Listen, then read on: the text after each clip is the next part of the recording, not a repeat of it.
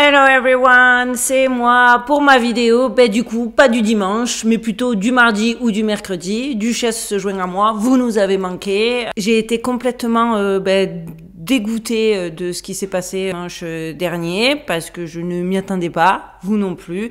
Bon, en tout cas, les choses semblent rentrer dans l'ordre et on va croiser les doigts. Vous vous doutez que pendant 3 mois, il va falloir que je fasse un peu profil bas, mais bon, ça c'est une autre histoire.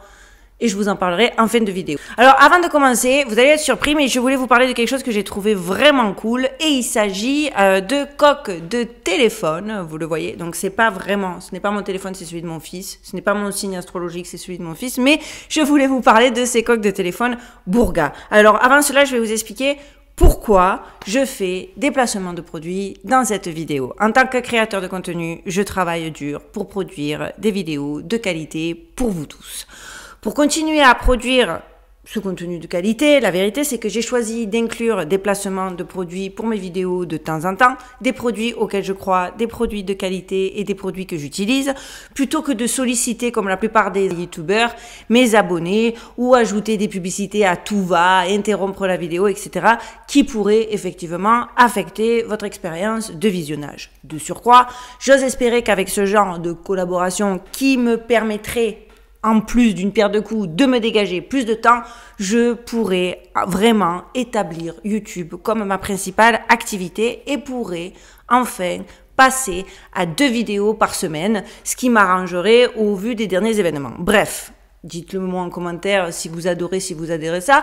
Moi, j'ai trouvé ça génial. Et quand cette marque m'a contacté pour éventuellement qu'on collabore ensemble, je vous avoue, une fois que je les ai reçus et que j'ai constaté de la qualité, je me suis dit, mais bien sûr que oui. Et j'espère que vous continuerez à m'accompagner dans cette nouvelle aventure. Maintenant, je reviens à ma toute première collaboration et à leur coque de téléphone Bourga.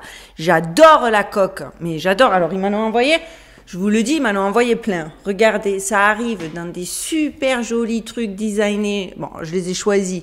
Celui-là, c'est mon préféré. Vu que je filme avec mon téléphone, je ne peux pas vous le montrer sur mon téléphone, mais j'intégrerai des photos dans mon téléphone. C'est là parce qu'il y avait des panthères.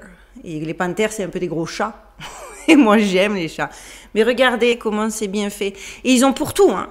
C'est-à-dire, ils ont pour les Mac, ils ont pour les Android, ils ont pour toute forme de téléphone, ils ont toutes sortes d'accessoirisation, comme vous voulez le voir. Ça, c'est hyper pratique. Vous savez, pour la prise en main. Encore une fois, ce n'est pas le bon téléphone, parce que j'ai utilisé le téléphone de mon fils pour la démonstration, mais vous aurez des photos. Et honnêtement, j'adore. Regardez les colorés, les détails. Vraiment, les détails sont incroyables. Je vous promets, c'est du truc de qualité. C'est chatoyant, sublime. La qualité est vraiment supérieure. Et en vérité, protéger le téléphone, c'est important. Je le vois. Moi, j'ai cassé l'écran 2 fois. Ça a été une catastrophe parce que l'air de rien, même si tu trouves des réparateurs alternatifs, c'est cher. Donc, pourquoi pas protéger son téléphone, mais avec style. Avec les coques de téléphone Bourga, vous pouvez avoir les deux, protection et style. Donc écoutez, pour vous mes abonnés et pour ma première collaboration, j'ai réussi à vous avoir une offre incroyable. Vous achetez 4 coques Bourga et vous en avez 2 gratuites. Alors cliquez sur le lien que je vais mettre dans la barre de description. Utilisez mon code MAZIKINX15. Je écrirai toutes les informations dans la barre de description pour obtenir en plus 15% de réduction. Mais dépêchez-vous, cette offre est à durée limitée. Merci encore de votre soutien incroyable. Assurez-vous de cliquer sur le lien et d'utiliser mon code de réduction. Et n'oubliez pas de me dire dans les commentaires quelle est votre coque de téléphone préférée sur les 2 que je vous ai montrés. Et surtout, si ce genre de collab vous gêne ou si effectivement vous êtes heureux que je puisse vous proposer des produits de qualité. Bref, allez les amis, on y va, on a suffisamment attendu, en plus on n'a pas pu se voir dimanche, donc autant arrêter de tourner autour du pot. L'histoire du père Crispy que je vais vous raconter aujourd'hui est un récit mystérieux et extrêmement controversé d'un prêtre équatorien qui fait état de civilisations inconnues, d'étranges artefacts en or, d'un réseau de grottes souterraines contenant une bibliothèque métallique de représentations de figures étranges reliant l'Amérique à la Sumérie, de symboles décrivant une langue inconnue, de preuves de contact extraterrestre et d'une conspiration du Vatican impliquant des milliers d'artefacts disparus. Bien sûr, même si ça va un peu changer de mes sujets controversés habituels, dites-vous que chaque histoire, comme chaque histoire que j'aborde sur ma chaîne, celle-ci fait la lumière sur ce que l'on essaie de nous dissimuler. Vous allez voir, cette histoire n'échappe pas à la règle et la carte du fake a rapidement étouffé la curiosité des plus audacieux et de la majorité. Pourtant, à l'intérieur de la Banque centrale de l'Équateur, la collection privée d'artefacts du père Crespi, cachée dans des coffres et des réserves, est bel et bien conservée, y compris les pièces les plus controversées, les fameuses plaques de métal sculptées qui n'avaient pas été vues ou photographiées depuis des décennies. Des plaques en tôle précieuse qui contiendraient probablement le résumé de l'histoire d'une civilisation éteinte dont nous n'avons pas la moindre indication à ce jour. Cette histoire est passionnante, les amis. Elle expose toutes les incohérences et les erreurs de notre histoire et de nos origines. Et c'est maintenant. Allez, on y va.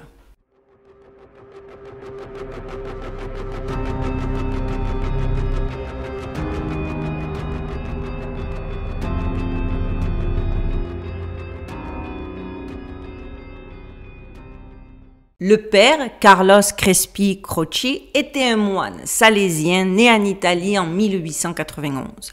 Il a étudié l'anthropologie à l'université de Milan avant de devenir prêtre. En 1923, il a été affecté à la petite ville andine de Cuenca, en Équateur, pour travailler parmi les populations indigènes. C'est là qu'il a consacré 59 ans de sa vie à des activités caritatives jusqu'à sa mort en 1982. Le père Crespi est connu pour ses multiples talents. Il était éducateur, anthropologue, botaniste, artiste, explorateur, cinéaste et musicien, ainsi que pour ses efforts humanitaires intenses en Équateur, où il a créé un orphelinat et des établissements d'enseignement, aidé les pauvres, donné de la nourriture et de l'argent, et s'est profondément soucié de la population. En se promenant dans la ville de Cuenca, il est évident que Crespi a conquis le cœur des habitants. Aujourd'hui, une statue le représentant en train d'aider un jeune enfant se trouve à la place devant l'église Maria Auxiliadora et les habitants, assez âgés pour l'avoir connu, racontent des anecdotes sur ses efforts intenses en matière de charité. La ville de Cuenca travaille depuis des années avec le Vatican pour que le père Crespi soit connu et reconnu comme un saint. Bien évidemment, le Vatican s'accroche. Vous allez comprendre pourquoi dans la suite de cette histoire. Mais il n'a pas seulement aidé les habitants de Cuenca. Le père Crespi s'intéressait aussi beaucoup aux nombreuses tribus indigènes de l'Équateur et s'efforçait de connaître leur culture et leurs traditions, ainsi que d'offrir son aide dans la mesure du possible. Les gens parlent de son dévouement à une vie de pauvreté volontaire, dormant parfois sur le sol de petites huttes appartenant à des indigènes avec une seule couverture. Crespi a réussi à nouer des relations étroites avec les Indiens locaux à tel point qu'il a été accepté comme un ami. Et c'est en raison du dévouement du père Crespi à la population que celle-ci a commencé à lui apporter des objets en guise de remerciement. Ces objets provenaient de tous les coins du pays et d'ailleurs et étaient représentatifs des œuvres de presque toutes les cultures indigènes de l'Équateur. Vraiment, en reconnaissance de son aide et de sa gratitude, certains Indiens se sont mis alors à lui faire don de centaines de fabuleux objets archéologiques datant d'une époque inconnue. Des artefacts incroyables dont beaucoup étaient sculptés dans l'or, avec des représentations étranges qui relieraient l'Amérique précolombienne aux anciens Sumériens. Abasourdi par de tels dons, Crespi a voulu en savoir plus et les Indiens lui ont alors expliqué qu'un grand nombre des objets avaient été récupérés dans les profondeurs d'une grotte gigantesque, connue plus tard sous le nom de Cueva de los Tayos, grotte des Tayos. Cette grotte, située à environ 800 mètres au-dessus du niveau de la mer, a été donc appelée Tayos en raison des oiseaux qui y vivent et qui y sont presque aveugles. Au fil du temps, le père Crespi a acquis plus de 50 000 objets, rendez-vous compte. Parmi toutes ces collections d'objets éclectiques. Certains de ces objets, dont de nombreuses assiettes métalliques sculptées, étaient considérés, et même par le père Crespi lui-même, parce que vous allez voir, on a voulu le discréditer, mais lui-même a reconnu qu'il y avait certaines donc de ces objets qui étaient vraiment considérés comme des sculptures modernes ou des répliques d'objets anciens. Mais Crespi faisait toujours preuve d'une grande gratitude, quelle que soit la valeur du cadeau. Ne voulant pas faire honte aux familles appauvries en leur donnant de l'argent pour rien, Crespi a commencé à payer certaines personnes pour les objets qu'elles lui apportaient. Lorsque les pauvres lui apportaient ces assiettes ou d'autres objets que la population locale savait qu'il collectionnait, il veillait toujours à ce qu'ils soient récompensés pour leur effort. Il savait effectivement que plusieurs familles locales étaient pauvres, mais leur fierté les empêchait de demander l'aumône. Donc il souhaitait qu'il s'agisse d'un paiement pour quelque chose parce qu'ils étaient trop fiers. C'est ainsi que forcément, de plus en plus de plaques de métal parvinrent aux prêtres. Donc, certains étaient des fausses et c'était souvent les plus grossièrement exécutés. Mais malgré tout, le prêtre les a toujours conservés. Je vous donne ce détail parce que vous verrez, il est très important pour la suite de la vidéo. Beaucoup de ces objets ont été conservés dans la cour de l'église Maria Auxiliadora jusqu'à ce que le Vatican l'autorise à créer un musée pour abriter la collection. Il s'est développé infiniment jusqu'à en devenir, en 1960, l'un des musées les plus importants d'Équateur. Et le père Crespi a été reconnu comme l'autorité archéologique de la région. Jusqu'en 1962, ce musée était considéré comme le plus grand d'Équateur. Mais un mystérieux incendie a complètement détruit la structure durement gagnée, entraînant la perte définitive de nombreuses découvertes. Après le décès du père Crespi, les objets restants ont été enlevés et il n'en reste que peu de traces. Diverses affirmations sont apparues quant au sort des objets qui ont survécu à l'incendie. Certains disent qu'ils ont été stockés dans les archives de la cave de Maria Auxiliadora, d'autres disent qu'ils ont été vendus à des collectionneurs privés ou qu'ils ont été expédiés au Vatican. Pendant des décennies, les précieux objets de Crespi ont été peu connus et peu vus. Si on se fie à certains des objets et aux nombreuses ou pas, tout dépend forcément par rapport à ce que c'était, il n'y en a pas assez, mais quand même il y en a pas mal, que l'on a pu retrouver, des milliers d'artefacts de Crespi ne sont pas remarquables en ce sens qu'ils peuvent être clairement classés, authentifiés en fonction de leur âge et de la culture indigène à laquelle ils appartiennent. Cependant, il reste un petit sous-ensemble d'objets, et puis par petit, je ne pèse pas mes mots, qui ont suscité une intense controverse. En effet, si certains objets sont de style babylonien, d'autres semblent avoir été gravés dans l'or avec des motifs et des symboles étranges qui ne ressemblent à aucun objet provenant d'une quelconque culture sud-américaine. Certaines plaques d'or semblent présenter un type d'écriture ancienne, bien qu'à ma connaissance, aucune d'entre elles n'ait été ni identifiée ni traduite par qui que ce soit. En tout cas, dans mes recherches, je n'ai pas trouvé. Comme par exemple, ce sous-ensemble des objets les plus controversés de la collection de Crespi, photographié par G. Golden Barton, qui avait rendu visite au père Crespi dans les années 1970. G. Golden Barton était un explorateur et un écrivain américain qui a visité l'Équateur dans les années 70. Il est surtout connu pour son enquête sur les découvertes archéologiques. Il a enquêté sur les découvertes du père Crespi et a écrit un livre intitulé The Treasure. Alors, en français, ça veut dire les trésors de la bibliothèque de métal. Je vous mettrai le lien en barre de description. Je vous recommande de le lire. Vous pouvez le trouver en français. Je l'ai eu en anglais, mais vous devez pouvoir le trouver en français. Et franchement, c'est incroyable. Et c'est justement dans ce livre qu'il raconte son expérience et présente des photographies et des descriptions détaillées des artefacts. Le livre a forcément suscité un grand intérêt et une grande controverse, comme d'habitude, parmi les chercheurs et les passionnés d'archéologie. Certains soutenant que les découvertes du père Crespi pourraient être des preuves d'une ancienne civilisation avancée en Équateur, tandis que d'autres les considèrent comme des faux ou des contrefaçons.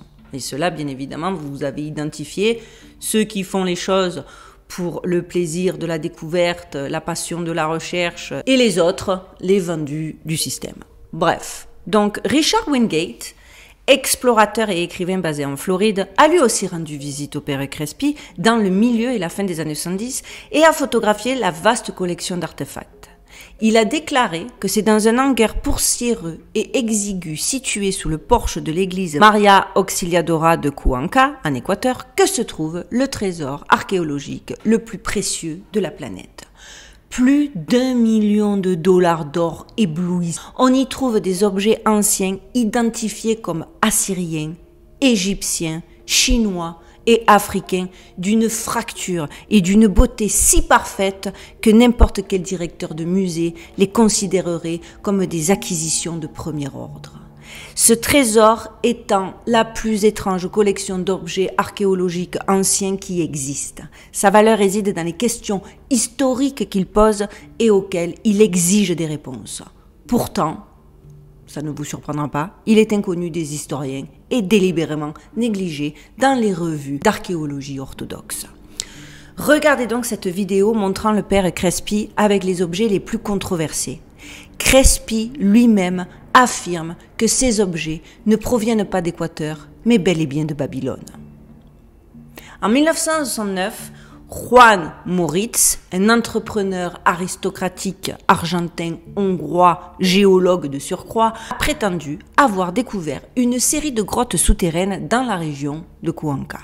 Selon ses dires, ces grottes contenaient des artefacts antiques incroyables, y compris une bibliothèque de métal, des statues en or massif et des documents anciens qui pourraient réécrire, selon ses propres paroles, l'histoire de l'humanité. À cette époque, il avait été présenté au père Crespi et ensemble, ils auraient recueilli certains de ces artefacts et les auraient exposés avec les autres dans le petit musée privé du père Crespi à Cuenca. Cependant, il convient de noter que les récits de Moritz ont alors été largement contestés et de nombreux chercheurs ont remis en question l'authenticité des découvertes et de la collection de Crespi. Pourtant, en 1973, l'auteur suisse Erich von Däniken, spécialiste des anciens astronautes, a publié un livre. Je suis désolée, j'enregistre un jour où j'enregistre pas d'habitude. Je sais pas si la guerre a commencé, que je suis pas au courant, mais j'entends des militaires, j'entends des hélicoptères passer au-dessus de ma tête. J'espère que ça ne gênerait pas trop votre écoute, mais je suis désolée, je peux pas faire autrement. Donc pourtant, je vous le disais, en 73, l'auteur suisse Erich von Däniken, spécialiste des anciens astronautes, a publié un livre sensationnel intitulé L'or des dieux, dans lequel il a confirmé que Juan Moritz a bel et bien découvert dans les grottes de Taillos une série de tunnels contenant une bibliothèque métallique et de nombreux artefacts en or, et que ce sont ces objets qui ont été donnés à Crespi, constituant ainsi la partie controversée de sa collection. En outre, Däniken prétendait que les artefacts avaient été créés par une civilisation perdue avec l'aide des extraterrestres. Selon Moritz et Däniken, la bibliothèque métallique se composait de milliers de livres aux pages métalliques. Chaque page était gravée d'un côté de symboles, de dessins géométriques et d'inscriptions. Carlo Crespi a confirmé à plusieurs chercheurs que la grotte du Taillos était insondable et que les milliers de ramifications souterraines n'étaient pas naturelles, mais plutôt créées par l'homme dans le passé. Selon Crespi, la plupart des découvertes que les indigènes lui ont communiquées provenaient d'une grande pyramide souterraine située dans un endroit secret. C'est ainsi bien sûr que le père Crespi et l'histoire de ces objets est alors devenue célèbre, et c'est bien sûr qu'elle est devenue aussi encore plus controversée. Genre, ils ont quand même essayé de nous vendre que le vieux prêtre qui avait voué sa vie aux autres et qui vivait dans la pauvreté et, je vais pas dire le dénuement, parce que là c'est trop exagéré, je fais ma marseillaise, mais qui vivait en tout cas, qui avait renoncé pour se consacrer aux vraies choses. Là, le gars, à une époque où ça n'existait pas, il a essayé de faire le buzz. Il s'est dit dans sa tête, allez, j'en ai marre, j'en ai marre de cette vie de souffrance. Tu sais quoi, je vais créer un buzz de fou. Je vais inventer que j'ai découvert un secret et comme ça, gloire et célébrité, je vais pouvoir brûler la vie par les deux bouts. On est d'accord que ça n'a pas de sens. Enfin, tous ces gens, chaque fois, qui crient à la controverse, ok les gars, controverse, mais quelle serait la raison. Enfin, vous savez, il faut une motivation, il faut un mobile. Pour tout acte un petit peu chelou et pour toute arnaque, il faut un mobile. Qu'il soit pécunier, qu'il soit pour la célébrité, de nos jours qu'il soit pour les likes ou pour le buzz. Mais à l'époque du père Crespi, quel est l'intérêt de cet homme? Mais c'est un truc de fou, je sais pas si vous entendez, mais c'est limite angoissant. Je vais vite finir ma vidéo pour aller voir si je peux aider, s'il y a des aliens qui n'auraient pas atterri, si je peux les cacher chez moi. Non, après ça m'énerve. Alors, je peux enfin filmer ma vidéo et voilà pas ce qui nous arrive. Bref, je poursuis. On est d'accord que cette histoire-là de oui, c'est controversé, mais controversé pourquoi?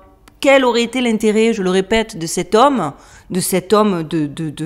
voilà, de cet homme de bien, de cet homme de faire une telle chose. Dans la bibliographie de J. Golden Barton, il raconte, photo à l'appui, sa première rencontre avec le prêtre.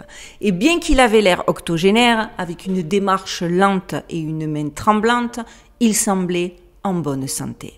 Avant de le rencontrer, il avait entendu dire qu'il était sénile, mais son comportement personnel respirait la pleine capacité mentale. Ça veut dire que donc, avant même que le gars le rencontre, on avait essayé de discréditer le père. Il les a, avec son assistant, conduits dans une cour intérieure de l'école où de vieilles portes en bois de style espagnol étaient disposées les unes à côté des autres. Il ne s'était manifestement pas préparé à ce qui allait suivre. Le prêtre a pris dans ses mains une grosse clé accrochée à sa ceinture tressée.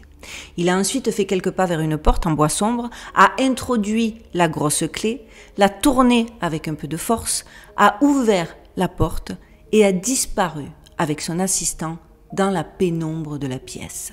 Ils réapparurent tous deux avec un grand morceau de métal roulé et sculpté sur une face qui semblait fait en or pur. Avec beaucoup d'efforts et en soulevant la feuille à peine du sol, ils la posèrent contre le mur latéral en stuc. Le drap mesurait un peu plus de 60 cm de haut sur 20 cm de large. Golden explique avoir tendu une main tremblante vers l'objet pour toucher un revêtement sombre, comme s'il avait été peint. Ce que je vous explique là, c'est ce qu'il explique dans son livre, c'est ce qui est écrit. Il a d'abord pensé qu'il y avait des rayons d'or, d'argent et de bronze visibles de partout, des centaines d'objets empilés dans leur position ancestrale. La pièce semblait surchargée de trésors d'une antiquité inconnue. Tout était encombré d'objets étranges, souvent taillés dans des métaux précieux. Les plaques de bronze, de laiton et d'or étaient les plus intrigantes. Certains portaient des inscriptions étranges et des symboles hiéroglyphiques. D'autres étaient remplis de gravures d'animaux, éléphants, jaguars, serpents et bêtes de toutes sortes. Le père Crespi expliqua que tout ce que les Indiens lui avaient rapporté de la grotte datait selon lui de l'Antiquité bien avant Jésus-Christ. La plupart des symboles et certaines représentations dateraient même d'avant le déluge. Il leur confirma que ces trésors se trouvaient bien dans la fameuse grotte et les chambres souterraines situées dans la jungle. Il existerait plus de 200 km de tunnels et il s'étendrait, selon le père Crespi et selon les informations qu'il avait tirées des indigènes, d'Équateur jusqu'aux basses terres orientales de l'Amazonie. La vérité, c'est que le père Crespi est le détenteur d'une controverse archéologique unique qui a déconcerté le monde. Qu'est-il donc advenu de ces mystérieux livres et pages métalliques? Sont-ils réellement authentiques? Alors moi, j'ai ma réponse, il s'agit d'actes de foi. Mais clairement, que s'est-il passé? Les découvertes du père Crespi ont été analysées par des archéologues de renom tels que le professeur Miloslav Stingy, membre de l'Académie des sciences de Prague, qui a déclaré ce que les photos montraient des objets du père Crespi étaient bel et bien originales. Tout d'abord pour la simple et bonne raison que personne ne fait de faux en or, et encore moins de cette taille, et que le soleil est souvent un élément central de certains objets incas, mais que l'homme n'a jamais été assimilé au soleil comme on le voit dans certaines de ces découvertes et des artefacts du père Crespi. Il y a des représentations d'hommes avec des rayons de soleil partant de leur tête et d'autres avec des points, comme s'il s'agissait d'étoiles sortant d'elles-mêmes. Le symbole sacré du pouvoir a toujours été l'esprit. Mais dans ces découvertes, l'esprit ou la tête sont simultanément représentés comme le soleil ou une étoile. Avec clairement cette déclaration, Stingy est enclin à soutenir que certaines des découvertes de Crispy ne sont pas d'origine indigène, andine ou amazonienne, mais ont des origines différentes et que certains d'entre eux pourraient être antérieurs aux cultures assyriennes. Et pourtant, malgré tout, et comme d'hab, j'ai envie de vous dire, le discrédit des objets du père Crespi n'a pas tardé à se faire sentir et la controverse à grossir. Après sa mort, le Vatican a veillé à ce que toute trace de la bibliothèque disparaisse et que l'on n'en parle plus. Si les découvertes du père Crespi étaient fausses, pourquoi, alors à ce moment-là, ont-elles soudainement disparu? Autant les afficher, démontrer aux gens par A plus B que c'était fake, montrer les trucs qu'on a vus en photo et dire voilà, c'était un carton. Ça venait tout droit de Las Vegas. Toi, il y avait moyen. Je me suis dit quand même, c'est tellement facile, quoi. Ça en devient tellement facile de manipuler les gens et de leur faire gober des trucs sans jamais. Alors, on dit fake, mais on n'a jamais. Ça, c'est un truc qui me rend fou. Ils sont jamais obligés de prouver que c'est fake, mais c'est trop facile. C'est trop facile. En creusant, parce que j'ai continué à creuser, je me suis dit, encore une fois, simplicité oblige, je suis tombée sur une enquête d'April Holloway pour Ancient, le site, c'est en anglais, mais pour ceux qui lisent l'anglais, je vous le recommande, il est génial, c'est Ancient Origins, je vous mettrai le lien dans la barre de description, qui, afin justement d'élucider les faits concernant le père Crespi et ses objets disparus, a constitué une équipe et se sont rendus sur place. Ils se sont d'abord arrêtés à l'église Maria Auxiliadora, où ils ont été accueillis par le père intermédiaire Padre Javier Ejan, également recruteur de l'université polytechnique Salesiana de Cuenca. Padre Javier avait connu personnellement le père Crespi et a pu leur parler de sa vie et de son dévouement au peuple équatorien. Bon, ça c'est toujours pareil. Le gars dit qu'il le connaissait. L'autre est mort, tu peux raconter ce que tu veux. Il a insisté sur le fait qu'aucune partie de la collection de Crespi n'était restée à Maria Auxiliadora après l'incendie, mais qu'elles avaient été achetées, au contraire, écoutez bien ça, par la Banque centrale de l'Équateur. Encore une fois, qu'est-ce qu'une banque vient foutre au milieu ? Il leur a alors donné rendez-vous avec le docteur Luis Alvarez, rédacteur général de l'Université Polytechnique Salesiana, qui pourrait leur en dire plus. Le docteur Alvarez est apparemment un spécialiste du père Crespi et les a emmenés dans un petit musée situé dans l'enceinte de l'université qui contenait certains des objets personnels de Crespi. Il leur a dit que la collection de Crespi avait été accumulée grâce à son travail généreux pour le peuple équatorien et que le récit, forcément, de Danigen était entièrement faux. Selon le docteur Alvarez, Crespi lui-même aurait été choqué quand il a commencé à entendre les affirmations concernant les grottes de Taïos et les histoires de civilisations perdues et d'extraterrestres. Dr Alvarez, devant l'équipe de April, était très désireux de séparer le père Crespi de ce qu'il disait être des histoires sensationnelles et des faits erronés et leur a dit qu'il pouvait, si vraiment l'équipe d'April le souhaitait, les emmener lui-même voir la fameuse collection. Coup de théâtre. La collection, les amis, n'avait pas été vue ou photographiée depuis des décennies. Si moi je suis April Holloway, la vérité, je sens déjà que ça sent pas bon. Parce que aussi simple, bref, Monsieur Alvarez a pris des dispositions pour que la Banque centrale de l'Équateur leur ouvre donc les portes de leur musée privé. Il a réuni une équipe d'experts comprenant des archéologues, des anthropologues et même des escortes policières pour leur faire visiter les salles de stockage contenant la précieuse collection de Crespi.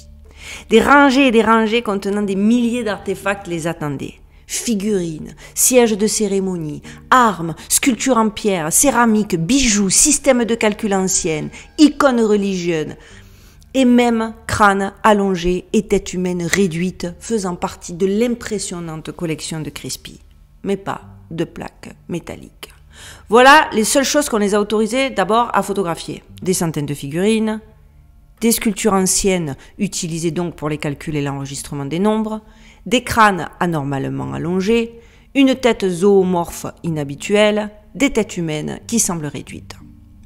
Lorsqu'ils ont voulu se renseigner quand même sur les plaques métalliques, on leur a alors signifié qu'elles étaient simplement considérées comme de la camelote et que la Banque centrale avait refusé de les acheter parce qu'ils avaient prouvé qu'elles étaient toutes fausses.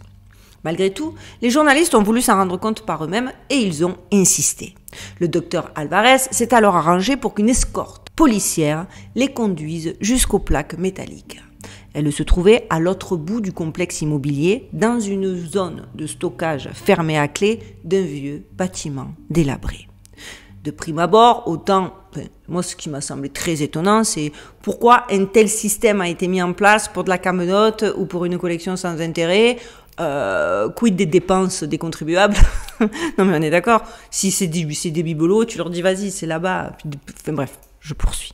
Quand ils sont arrivés, effectivement, les journalistes ont été choqués. Les plaques métalliques et les objets étaient éparpillés sur le sol, jetés dans des boîtes à carton et rassemblés en piles diverses.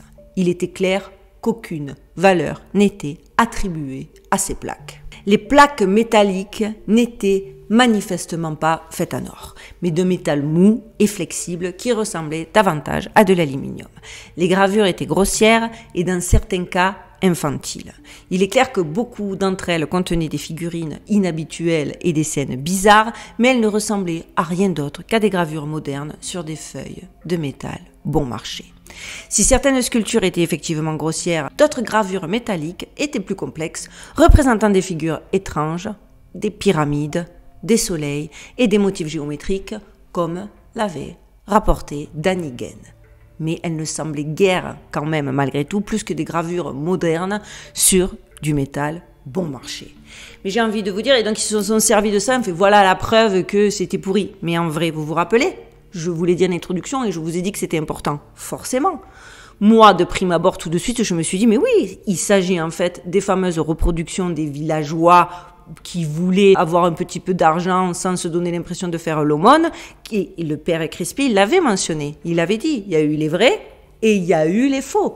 Il l'a jamais caché. Et que depuis le début de l'histoire du père Crespi, c'est cohérent. Il a gardé même les représentations un petit peu de mauvaise qualité des indigènes, par respect. Et alors, effectivement, elles ne sont pas authentiques. Mais de toute façon, pour qu'il y ait reproduction, on est d'accord ?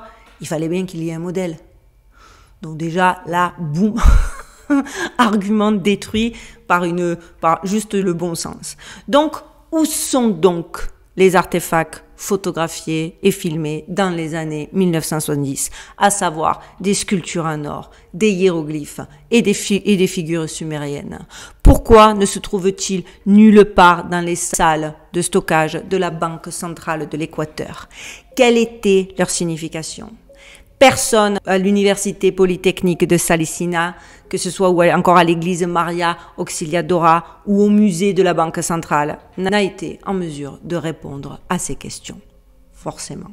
Le fait est que malgré cette tentative, selon moi, pathétique de discréditer l'histoire autour du mystère, et malgré la contestation des autorités équatoriennes autour de la découverte du père Crespi, la réalité, c'est que les gouvernements équatoriens et britanniques ont financé une recherche approfondie de ces grottes qui a attiré l'attention de nombreux chercheurs indépendants. Cependant, la grotte n'a pas été sondée et étudiée à fond car les tunnels sont massifs et semblent durer, je traduis littéralement, éternellement. Mais que certains ont pu rapporter, ceux qui ont pu les voir jusqu'à présent, que c'était spectaculaire. D'ailleurs, en 1976, un important groupe d'expéditions, l'expédition BCRA de 1976, donc, est entré dans la cueva de Los Tayos à la recherche des fameux tunnels artificiels et de l'ancienne bibliothèque métallique. Cette équipe était dirigée par Stan Hall, un ingénieur civil écossais qui avait lu les travaux de von Daniken. Donc quand même, hein, soi-disant c'est de la sci-fi pour que des hauts archéologues... Enfin bref. Cette expédition s'est rapidement développée pour devenir l'une des plus grandes expéditions de la grotte de son temps, avec plus de 100 personnes impliquées. Ceux-ci comprenaient des responsables gouvernementaux britanniques et équatoriens, des scientifiques et des spéléologues de premier plan, des forces spéciales britanniques, des spéléologues professionnels et nul autre, et attendons, accrochez-vous, parce que qu'est-ce que le gars faisait là, je me pose encore la question, nul autre que l'astronaute Neil Armstrong, qui a été président carrément honoraire de l'expédition. Il a décrit les jours qu'il a passés dans la grotte comme étant encore plus significatifs que son légendaire voyage sur la Lune. En même temps, on ne sera pas trop étonné vu que pour certains, ceci est une grosse arnaque. Cette expédition fut, de leur propre aveu, un succès, du moins dans ses ambitions les moins fantaisistes. Le vaste réseau de grottes a été cartographié de manière beaucoup plus approfondie que jamais auparavant. Les découvertes clairement zoologiques et botaniques ont été enregistrées et répertoriées, et des découvertes archéologiques ont été faites. Mais aucun or n'a été trouvé, aucun artefact de notre monde découvert, et il n'y a aucun signe d'une bibliothèque métallique d'aucune sorte. Bien sûr, ils ont alors décrit le père Crespi comme un imposteur qui présentait comme authentique des feuilles d'or qui n'étaient en fait que des faux ou des copies d'autres créations artistiques du Moyen-Orient. Cependant, le spéléologue Julio Guayen Aguado, qui faisait partie du groupe d'explorateurs, a affirmé que l'expédition britannique de 1976 avait été financée par l'église mormone, convaincue que les plaques métalliques ressemblaient aux tablettes d'or reçues par le prophète Joseph Smith de l'Ange Moroni et que Stanley Hall était à la solde des services secrets du Royaume-Uni et membre de la franc-maçonnerie britannique qui était très intéressé par la découverte des artefacts, tout comme Neil Armstrong qui appartenait à la franc-maçonnerie américaine, comme vous le savez.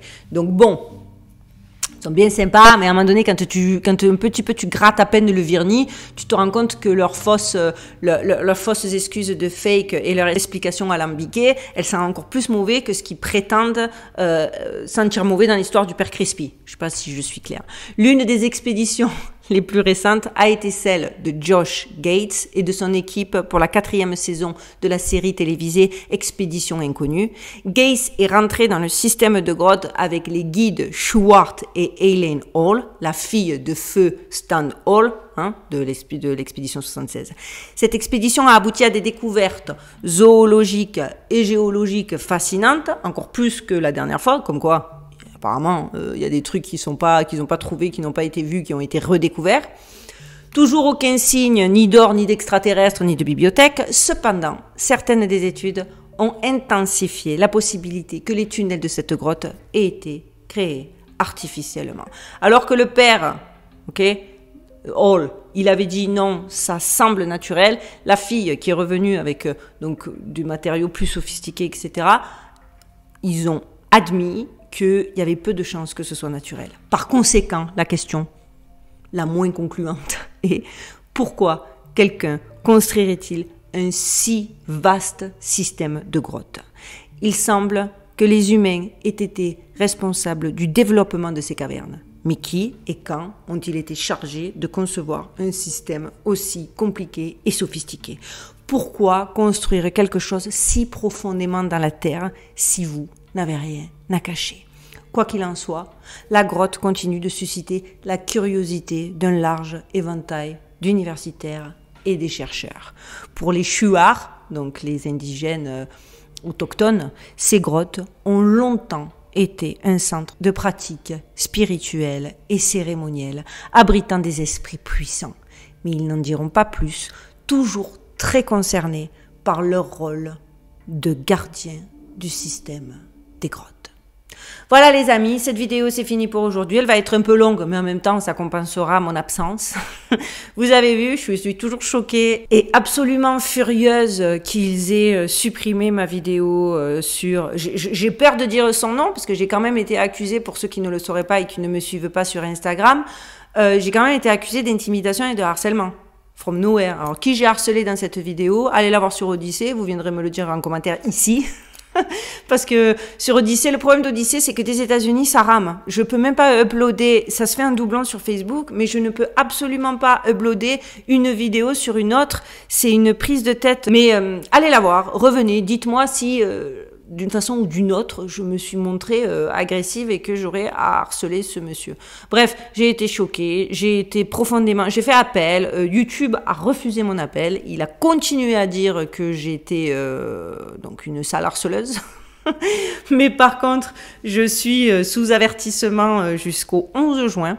Donc, vous savez, c'est comme si un peu je repartais à zéro au niveau de l'algorithme. Alors, s'il vous plaît, n'oubliez pas, likez cette petite vidéo, le petit pouce bleu, ça m'aide pour être suggéré, pour grossir la communauté. Le commentaire, là c'est le top. Le partage, plus haut, c'est le soleil. Les petits nouveaux, abonnez-vous, on grossit la communauté. Et je vous jure qu'en ces temps où la censure est de plus en plus agressive et que ça va crescendo, ben, c'est un acte de résistance presque, je vous promets.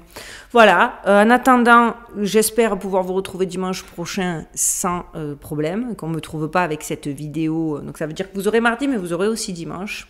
J'espère que vous aurez eu les notifications, parce qu'effectivement, c'est pareil, ils vont tout...